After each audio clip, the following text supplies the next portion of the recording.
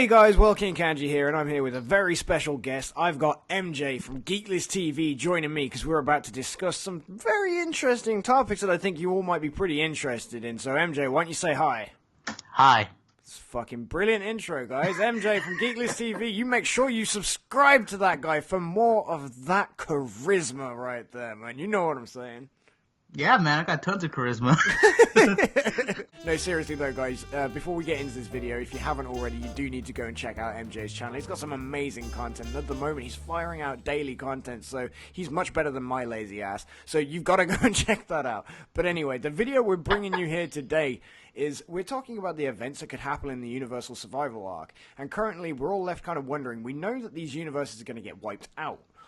But what happens to the gods of destruction? Like, do they get wiped out? What about the people that are still there, like at the tournament? Do they get wiped out? Well, we're going to be talking in depth about this, man. So, like, I don't know. I've got this kind of feeling like when we're going to be watching this that we could possibly see something, like, really crazy happen where, like, you know, they start destroying the universes, like, in front of them. And so that the people that are actually taking part in the tournament kind of have to watch their universe get destroyed and be like, this is your fault kind of thing. Do you think it's going to be as, like, fucked up and sinister as that? Or what do you think? I mean, it could be, like, bro, look how we saw, like, the Omni Kings or the two Zenos just flicking planets, bro.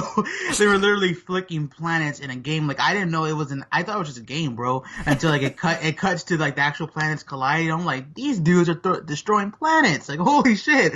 Yeah. But it's like, that's crazy to think that's how sinister they are, because we don't even know those planets were civilized.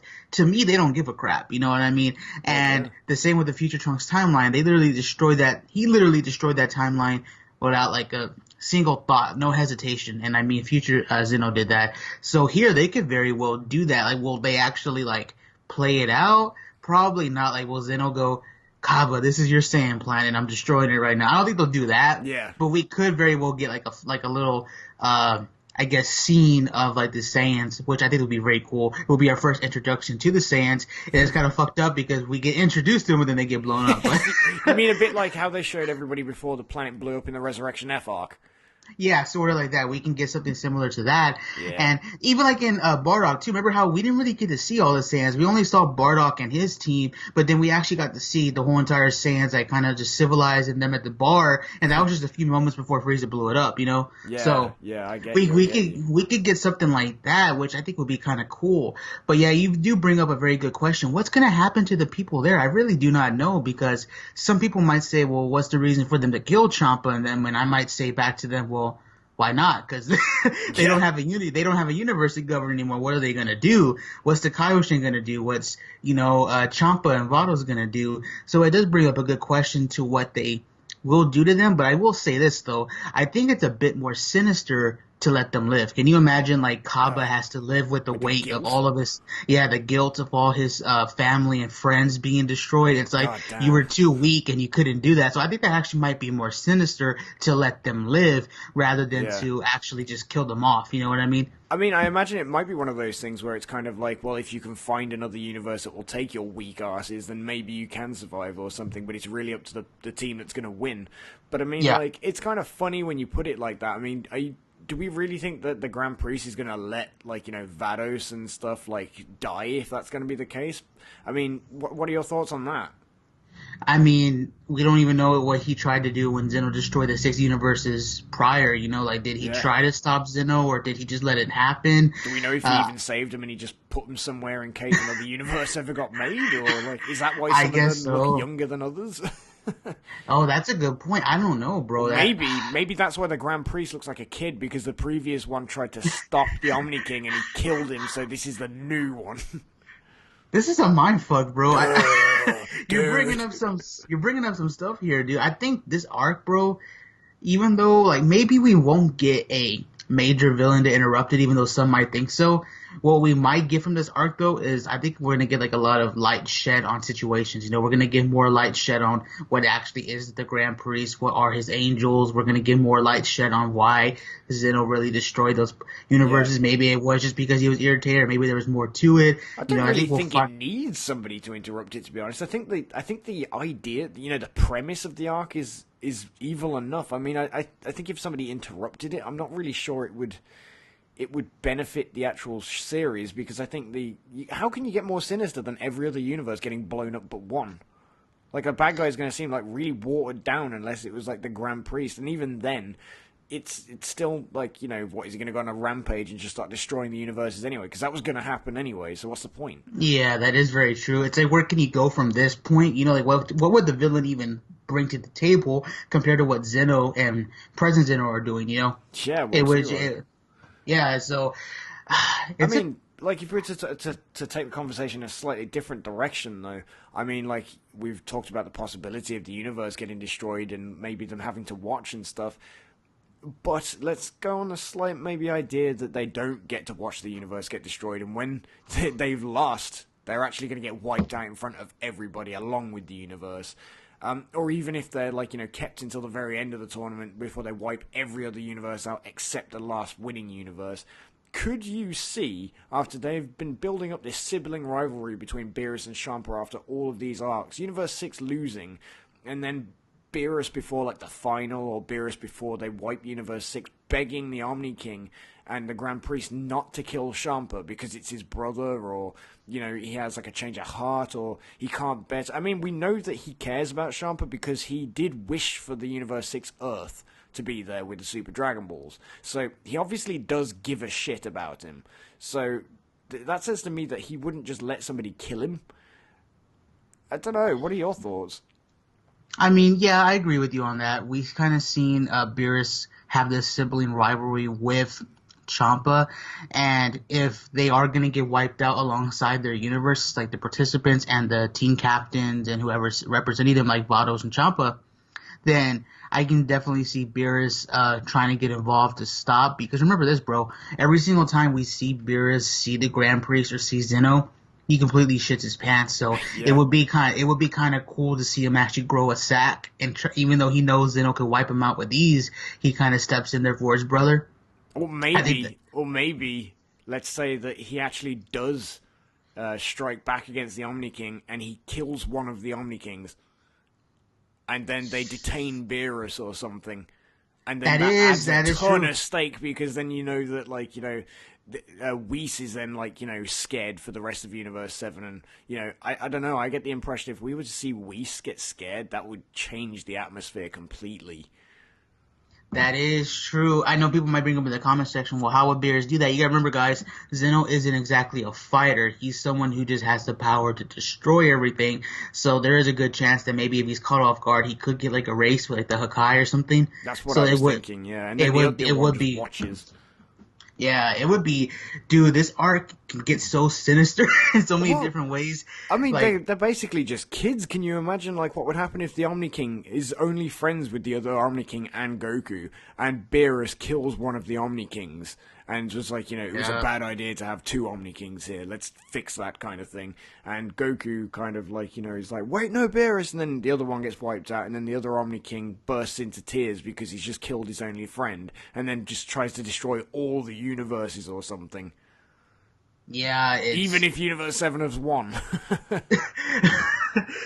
God, dude, like, talking with you about this arc has really hyped me up, bro.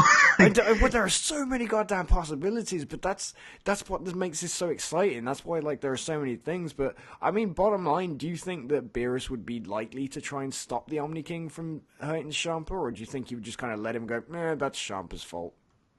I think he would be inclined to stop him because, like you mentioned earlier, he did give that one wish for Champa. Like, we know he does have a soft spot for him. And then when you think about it, like, in the point of view that he kind of, we don't know yet because the episode hasn't come out yet. But in the episode 78 preview, Beerus looks like he's kind of like scolding Goku. Like, there's like this deep shadow over Goku's head. Like, there's some real good shading on him, and it looks like he's looking down. Like, we could see Goku like kind of like regretting what just happened once he hears the rules, and then Beerus could kind of be scolding him. So if that's the case, maybe it's because after Beerus hears the rules, he knows for a fact that his brother could die. You know what I mean? He knows, like, if he wants to stay alive and if he wants to Universe 7 to thrive, then that means they'll have to win, which means Champa will have to lose and he might have to die. So maybe like, it could all be leading up to him kind of like rebelling against the Omni King, like all this him bowing down to him, shitting his pants, and then the stakes being so high. Like, he could actually rebel against one of the Omni Kings, whether it's the present or the future. Like I know people have been bringing up the idea that it's going to be the future Zeno, that he might be the one who's more destructive. Like I know Dempsey has his whole theory on the two evil Zenos and stuff, so like that could be the case. But I'm pretty sure you get where I'm going here with Beerus. Yeah. Like I just feel like he has like a soft spot for Champa, so I do think he would jump in there for him. I mean, one thing I would really actually kind of like is if he did do that, because that would almost justify to me personally, because I fucking hated the end of the Universe 6 arc with the tournament. I hated the fact he wasted the wish on the Earth, because that basically rendered the entire tournament pointless, because that was the exact thing they were fighting like for. They may as well have just used the Dragon Balls in the first place and avoided everything. I hate those kind of plot holes. Also to mention, we don't even know if the Earthlings were brought back because he just wished for the Earth, and we know from that transitional episode, what was it, 70? Or 69, Champa wants to go to Universe 7's Earth for the food, so we don't even know if he has food in Universe 6. Yeah, exactly. But I mean, the thing to me, like, if he's used that planet and whatnot, that kind of shows that he had, like, you know, the soft spot for him, and that was almost kind of him caving in a bit of a way, kind of like, well, you know, he is my brother after all, kind of thing. And then that would really have set this up, if they've been working at the sibling rivalry, and they've been working at the fact that he does kind of care for him, and they are brothers, kind of thing. That would really put some emotional weight on this. So if that had been the plan all along, I'm like, cool, you know, that's fine. That's a payoff to me, as far as I'm concerned. I agree. But I mean, it's better than just kind of assuming that the Universe 6 Earth was just kind of given to him and that was kind of it, and then later on he's not going to give a shit if Trump's killed or not. I don't buy that. Like, you know, I'm sorry, MJ, but if somebody tried to kill you, I'd get pissed. You know what I'm saying? You're my brother. I appreciate that. I appreciate it, man. Just to clarify that, like, I wouldn't just sit there twiddling my little finger in my ear, you know, and kind of flicking it, going, I hope Bulma brings me some food. Like, you know, no, I would genuinely be upset. Guys, he doesn't even like me, and the fact that he cares, that says a lot. So I'm pretty sure Beerus would freak out over Champa about to get wiped out of existence.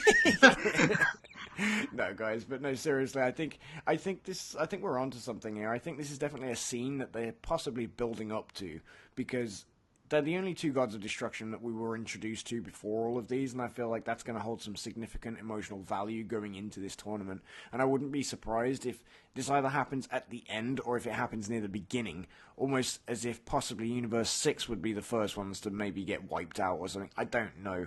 The only thing that I can sort of imagine is from, you know, everything that we've kind of been led to believe so far. I don't know if we're going to have fights simultaneously taking place between other universes during the first round of Universe 7's first fight, if you get what I mean. So are they going to be wiping out other universes at the same time? It's difficult to kind of tell, but I would be unsurprised if Universe 6 were the first to go, and that's how we build the stakes up, because we get the emotional weight of losing them first or something. Yeah, I completely agree with you. Mozilla Vulpix, aka Gabby, has actually talked to me about this before, and she mentioned that she thinks Universe 6 will get taken out first just because we're used to Universe 6. We know who's in Universe 6. We know these characters, and plus there are a lot of fans, whether you want to admit that you like Hit or Cabra or not, we can't deny that there is a big fan base for a character like Hit. Like we saw that with Xenoverse. We know Mark is a Hit fanboy. Like Dito Rhymestyle, he loves Hit. So Hit has a big fan base, and also she has a fun theory that the reason why we got this transitional / filler mini arc from Hit was because Toei knew that Hit would get taken out, like from the early guidelines or something, so to kind of like, I guess, cash in on him and to kind of showcase his deadly techniques that we didn't get to see in the other tournament, because we know we're not going to see him. They knew they're not going to see him in this tournament, so they gave us this little mini Hit arc. So kind of like she thought like Toei's playing smart with that. But I think that's a fun theory. Like, we'll find out. But I do think if they get taken out first, it's because that's the universe we're connected to, you know? Yeah, no, I totally buy that, bro. I think that's a logical standpoint and a logical train of thought to follow in that kind of position. So yeah, I mean, like, I like anything that potentially backs up one of my theories. So so yeah, but I'll take that. Yeah, tell me about it. But I think that pretty much wraps up my thoughts from this. Unless you've got anything more to add before we close it out. Oh no, that's it, man. That's it. That's all she wrote. All right then, guys. Well, as I said, please do check out MJ's channel. He's got some great content on there, and those daily uploads, man, are worth sticking around for right now. Watch it now. I'm going to say this, and he's not going to upload for 2 days. I'm going to get people coming and going, Kanji, you lied. But basically, I think you guys should all check it out, and I promise you guys will enjoy it anyway. So thank you for joining me, man. It's been great having you here. Yeah, man, it was a pleasure to be on your channel. It was an honor to work with you. Who knows? Maybe I'll never upload it. I'm kidding, I'm going to upload it, it's fine. Alright then guys, cheers for joining in, and I shall catch you in the next video. Bye!